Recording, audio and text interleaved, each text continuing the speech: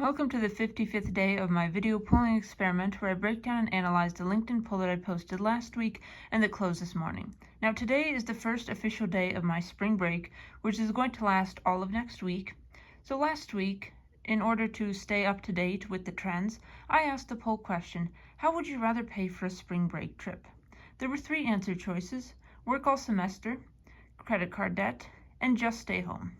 Now, this poll only got 61 votes, which was quite disappointing for me because my average votes per poll is 80 to 85 votes, and for the 3 days before this poll, I actually achieved my gold standard of 100 or more votes per poll. So having 300 pluses in a row and then a 61 was a bit disappointing. It was similar to getting 3 tests with an A+, and then on your fourth and final test, getting a dismal low D.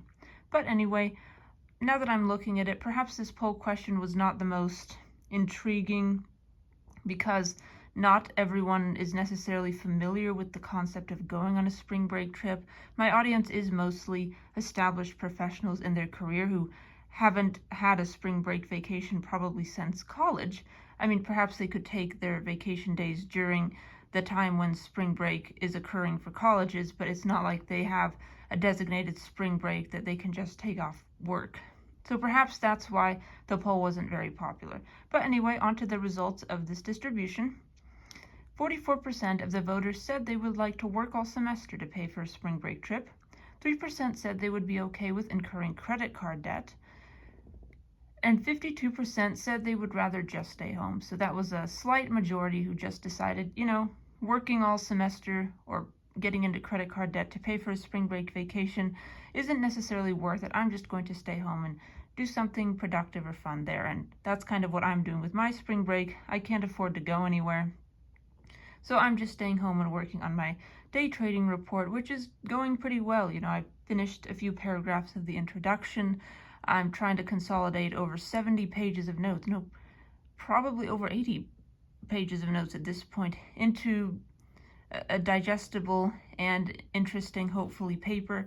And that has been quite a challenge, but I'm sure that it will all be worth it when it's over. Anyway, on to some statistics about spring break in the United States among college students. 1.5 million U.S. college students spend $2.25 billion in spring break annually. $1 billion of this spending occurs in Texas and Florida, and we will see why in a few minutes. The average spring break traveler spends about $1,100 in 1 week. In South Padre Island, 25 arrests per day occur during spring break. Considering it's full of rowdy and probably intoxicated college students, that's probably not a big surprise. 40% of spring break students get blackout drunk, and this is probably a relatively low estimate. And these, of course, are the students who are traveling to perhaps new and exciting locations in spring break. They're a little bit more risk-taking at that time. And again, this might be a lowball estimate because even if you're being interviewed by someone about your spring break experience, there's always that urge to make yourself look perhaps a little bit better, look a little bit more responsible than you really were at that time. The 3 most common spring break destinations for college students are Panama City in Florida, which hosts 370,000 college students every spring break; South Padre Island, Texas, which hosts 150,000 college students during spring break, hence why there are 25 arrests per day in spring break on average; and Cancun, Mexico, with 100,000 college student spring breakers. So anyway, Charlie, I hope you learned something interesting about a spring break and the kind of activities that go on during this time among college students. I'm really sorry that we can't, go anywhere, but I hope that you have a nice little week of rest and relaxation like I'm trying to do before getting back into the grind of college and hopefully finishing out this semester strong.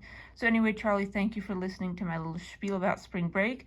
And before I go, I would like to show you the LinkedIn poll as it appears on the website, just to show that I'm not making this distribution up. Here's the poll as it appears on the LinkedIn website. As you can see, it got 32 votes. Just stay home was the majority popular answer, incurring 52% of the votes, but there was also a fair proportion of people who would be willing to work all semester just to afford a spring break trip, which I suppose is understandable because, work hard, play hard, work for a couple of weeks I think in my college it's 9 weeks of the semester before spring break, so work hard for 9 weeks, save a portion of that money for a spring break trip, and you'll feel good on that trip knowing that you earned every penny of it. So I can understand the appeal of that.